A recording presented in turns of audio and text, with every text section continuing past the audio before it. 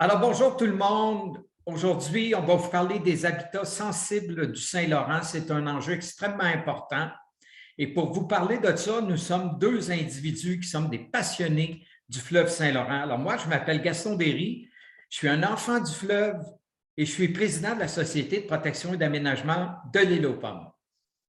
Bonjour, et moi, c'est Julien Poisson. Je suis directeur à Conservation Nature Canada et ça fait 15 ans que je travaille sur le Saint-Laurent avec mon organisation. On va vous présenter, d'abord, on va décrire l'enjeu, les habitats sensibles du Saint-Laurent. On va vous présenter ça en images. Donc ici, on a à gauche là, des îles, soit l'île aux Grues, l'archipel à l'est de Montréal, des îles qui sont extrêmement riches en biodiversité et on les retrouve tout le long du Saint-Laurent. Donc, c'est vraiment là, la biodiversité insulaire est quelque chose d'extrêmement intéressant. Même chose pour les côtes, les rives et toutes les magnifiques espèces qui habitent sur ces milieux-là. Donc, ce sont des habitats qui offrent des services écologiques et qui offrent la maison, en fait, pour les plantes et les animaux. On voit ici l'île aux Pommes, également la biodiversité de l'est du Saint-Laurent, dans la partie plus marine et différente. Donc, on a ici des espèces typiques de la région. Et l'île aux Pommes, qui est un ancrage, si on veut, dans le Saint-Laurent. Et ce sont des magnifiques milieux et on va voir qu'ils sont sous forte pression. Donc, les habitats sensibles du Saint-Laurent sont à risque. On dit que les îles sont à risque de disparaître et on dit que les côtes sont fortement à risque d'érosion. On voit à gauche, en haut, le bâtillage par les navires. Donc, c'est vraiment les cargos qui passent là, le long de la voie navigable qui créent de l'érosion par leurs vagues. Mais il y a également, en bas à gauche, les changements climatiques, les tempêtes, les ouragans, qui vont créer de la grosse érosion côtière, puis même forcer des villages à se déplacer, comme on le voit sur la photo là. À droite, il y a des plaines inondables, il y a des espaces dans le Saint-Laurent où le Saint-Laurent va déborder, puis va rentrer, si on veut, dans les éponges qu'on appelle les plaines inondables. Le but, c'est que ces éponges-là gardent l'eau le plus longtemps possible. Mais le but est également que ces éponges-là soient sous couvert végétal afin d'assurer des processus écologiques. Donc, ici, les plaines inondables, c'est un habitat sensible et lorsqu'on voit qu'il y a des routes de l'agriculture intensive, on peut comprendre que c'est sous forte pression. Même chose pour les espèces exotiques envahissantes, que ce soit le roseau qui est ici ou d'autres espèces exotiques envahissantes végétales ou animales, menacent nos habitats sensibles. Écoutez, on va vous parler un peu de l'enjeu. Vous savez, il y a des îles, il y a des plaines inondables, il y a des rives, il y a des côtes du Saint-Laurent, mais ils sont tous vraiment là, sous pression naturelle et anthropique très importante. On parle aussi des changements climatiques. Puis ces changements-là, ils causent des crues intenses, des étiages qui sont beaucoup plus longs. On a même la remontée du front salin qu'on craint à la ville de Québec. Parce que si jamais l'eau est salée en face de Québec, qu'est-ce qu'on va faire pour l'eau douce? Le retrait des côtes, la diminution des banquises qui protègent les rives de l'érosion l'hiver, etc. À ceci s'ajoutent aussi nos impacts sur la voie navigable, l'érosion par bastillage, aussi les embarcations de plaisance. Il y a des espèces exotiques qui viennent envahir le Saint-Laurent. Il y a encore des rejets d'eau usée de plusieurs municipalités. Il y a l'agriculture avec les pesticides, le développement des plaines inondables, etc. Ce sont tous des paramètres qui mettent en péril la biodiversité du Saint-Laurent. Le gouvernement provincial, les MRC, les municipalités, les propriétaires fonciers et tous les utilisateurs, ils ont tous une grande responsabilité pour la protéger, restaurer et prendre en charge le fleuve Saint-Laurent, d'où l'importance d'avoir un indice qui va nous indiquer la sensibilité des zones du Saint-Laurent. Alors, il y a beaucoup d'efforts, il y a beaucoup d'argent qui ont été investis depuis des années pour protéger ces habitats-là. Mais afin de respecter les engagements de la COP 15 qu'on a vécu il y a quelques mois au Québec, notamment à Montréal, on a beaucoup de choses à faire. Puis les pressions, elles augmentent beaucoup.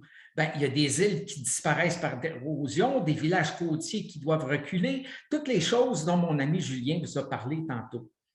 Alors, l'important, là, ce qu'on voudrait, c'est arriver de pouvoir créer un indice de sensibilité des milieux naturels du Saint-Laurent dans le but d'identifier les zones sensibles, de les prioriser avec des actions de restauration, de protection et d'intendance. Alors, il nous manque des données pour ce faire. Il nous manque des données sur les espèces exotiques végétales qui nous envahissent, l'érosion des rives et des côtes, la montée de l'eau salée en amont est une grosse problématique qui est très inquiétante. Les épidémies sur les populations d'oiseaux et les mammifères marins. Rappelons-nous de la grippe aviaire en 2022 qui a affecté beaucoup les oiseaux sauvages et même les mammifères marins.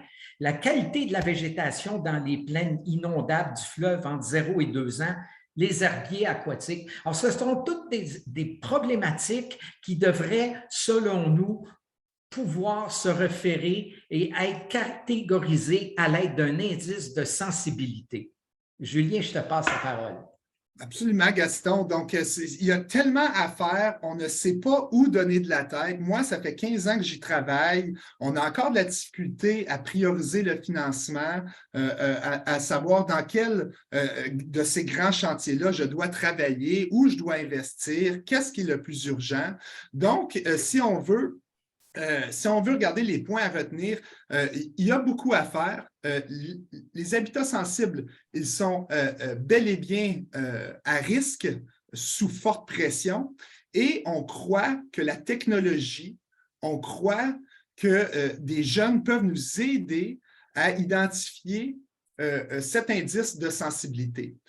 On pense des choses qui peuvent être importantes à retenir pour vous. Les données doivent être évolutives dans le temps. Si je pense, par exemple, au front salin, donc l'eau salée qui remonte, avec la remontée des océans, l'eau salée remonte là, vers l'ouest. C'est dangereux. Donc, je veux savoir dans combien de temps il va être rendu où? Où va-t-il être ce front salin-là en 2030? C'est difficile à prédire. Donc, il faut que ce soit évolutif dans le temps. Et puis, on doit s'appuyer sur les modèles de prévision des changements climatiques. La télédétection par image satellite, je vous en donne un bon exemple en bas à droite. Donc, vous voyez, vous, peut-être une image d'une île, mais moi, j'y vois, faut être capable de détecter là, à l'œil ou encore avec une application ou un logiciel. Donc, moi, j'y vois une colonie de roseaux, j'y vois un retrait de côte, un site d'érosion, et j'y vois également des herbiers aquatiques. On doit être capable de pouvoir détecter ça avec des images satellites. Les données LIDAR, les données topographiques extrêmement importantes, on voit en bas à gauche tous les différents lits qu'une rivière a pu utiliser dans son passé. Si je veux protéger l'espace de liberté de cette rivière-là, le fameux 0,2 ans, mais je veux savoir un petit peu mon territoire d'action. Seules les données LIDAR peuvent nous permettre d'avoir ça.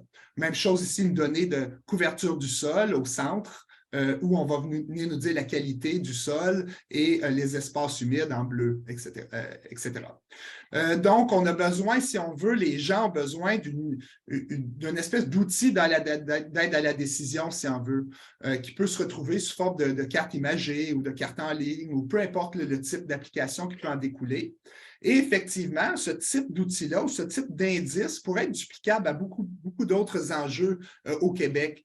Donc, c'est un peu des belles portes d'ouverture pour notre sujet. Et c'est ça. Donc, si on veut vraiment le résumer, on touche tous les milieux sensibles du Saint-Laurent. Si on prend là, vraiment la délimitation des rives et des côtes du Saint-Laurent en incluant les plaines inondables, c'est notre territoire d'action. La problématique, on vous a parlé des causes naturelles et anthropiques qui dégradent nos milieux naturels. Et les défis, je viens de vous en faire part. Donc, Gaston, si tu veux pour la fermeture. Bien, écoutez, pour ce faire, Julien et moi, on cumule à nous deux plusieurs décennies de relations intimes avec le Saint-Laurent. Le Saint-Laurent, c'est le lieu identitaire le plus important dans le cœur des Québécois, des Québécoises.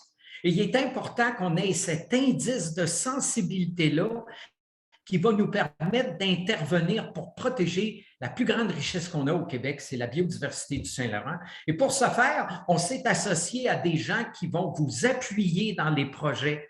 Alors, il y a l'Observatoire global du Saint-Laurent, il y a Jason Beaulieu de Conservation de la Nature Canada, Claude Deschambault du Port de Montréal, mon ami Robert Michaud du groupe de recherche et d'éducation sur les mammifères marins qui est localisé à Tadoussac.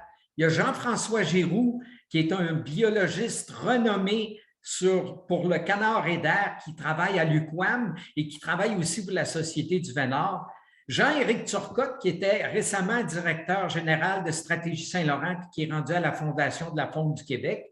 Et vous avez aussi les gens de l'industrie maritime avec Mathieu Saint-Pierre, qui est le PDG de la Société de développement économique du Saint-Laurent, et David Bolduc, qui est le directeur général de l'Alliance verte. C'est tous des gens qui vont pouvoir vous appuyer dans le merveilleux projet que vous allez créer d'arriver au Québec avec un indice de sensibilité des milieux sensibles pour protéger notre Saint-Laurent.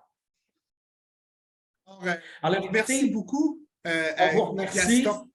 Oui, merci Gaston. Gaston. Vous voyez, Julien et moi, on est très enthousiastes. On va être extrêmement fiers de vous accompagner là-dedans parce que vous savez, l'avenir là, est entre vos mains à vous. Alors, on est prêt à vous passer le flambeau avec une grande joie. Merci. Merci à tous.